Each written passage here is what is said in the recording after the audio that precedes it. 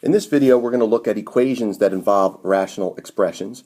And this is the fourth of our videos here, and I think that you'll find actually, after having done the last three, that this might be in some respects the easiest one. First of all, in these problems, we're going to identify the domain. That's going to be important here because sometimes we may end up with solutions that actually are not in the domain of the problem, and we'll need to reject those.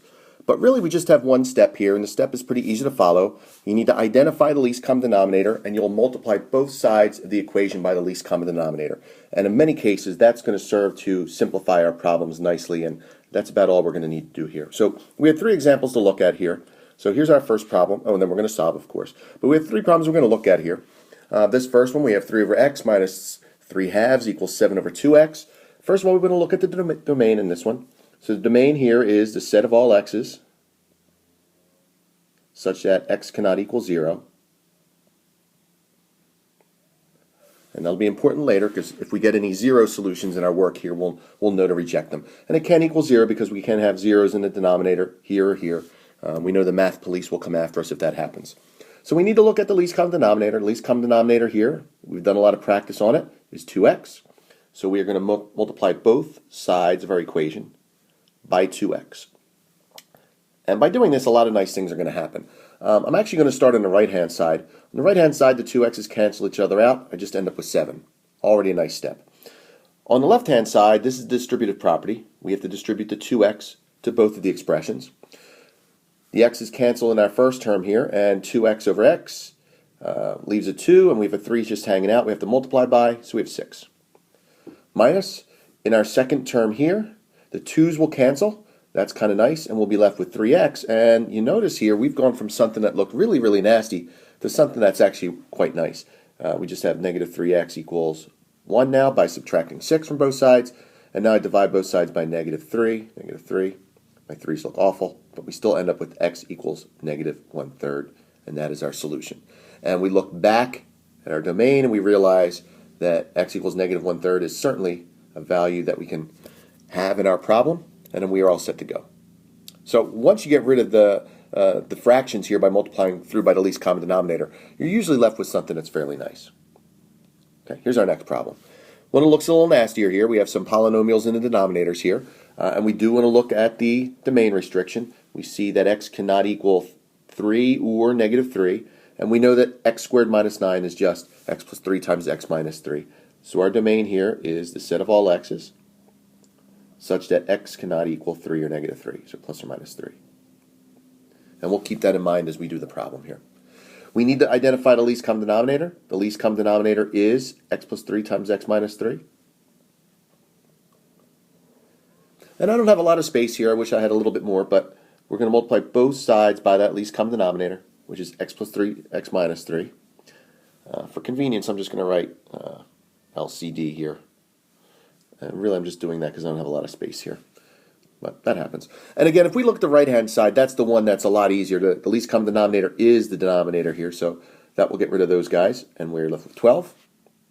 On the right-hand side, x plus 3, x minus 3. X minus 3 here will cancel, and we'll be left with an x plus 3 that's being distributed, so I will have 2x plus 6. In this term here, x plus 3's will cancel. I'll be left with an x minus 3, and I'm going to be very careful here because this is subtraction. And after distributing, I have 3x minus 9. I have to be a little careful here to make sure I'm distributing the minus sign correctly. So I have 2x plus 6 minus 3x plus 9 equals 12. So let's see what I have here. Negative x plus 15 equals 12. So the opposite of x equals, what do we have here? Negative 3. And we have the solution x equals 3. And that looks all fine and dandy, but except we come up here and we look at our domain, and this is the reason why we do this. X is not allowed to equal 3. X is not part of the domain, so we need to reject this solution, and it turns out that this problem has no solution. And we know the symbol for that is this has no solution. One last example to look at here. Nothing new here. We have a number of rational expressions here. We do need to look at the domain. I see that in this, x cannot equal negative 1/3. Here, x can equal 0, and this is the same factor we had before. So here, the domain is the set of all x's such that x cannot equal 0 or negative 1/3. Again, we'll use that for reference later after we have our solutions. And the least common denominator in this problem is just the product of the factors we see here in the denominators, and that's x times 3x plus 1. And we'll multiply both sides by that. Okay. Now on the right-hand side, the left-hand side here actually is a simpler side. When we cancel our least common denominator over here with that rational expression we see, the 3x plus 1's will cancel. We'll be left with 2x equals. Now we can start going a little faster with these. We've had some practice. In this term, if I multiply it by the least common denominator, the x's will cancel, and I'll be left with 3x plus 1 minus.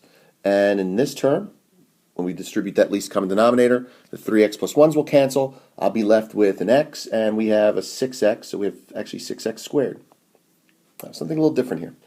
So let's rearrange some of these terms here. So I have, let's bring everything on one side. I have negative 6x squared plus x plus 1. And I don't like having a negative there, so I'm going to divide out a negative 1. I have 6x squared minus x minus 1. So I just divided both sides by negative 1. And I'm hoping and praying that this factors. We have 3x, 2x. Looking for the right numbers here. It's like minus 1 plus 1. Double check to make sure that I do get a negative x in the middle, and I do. They both equal 0, so therefore 3x plus 1 equals 0.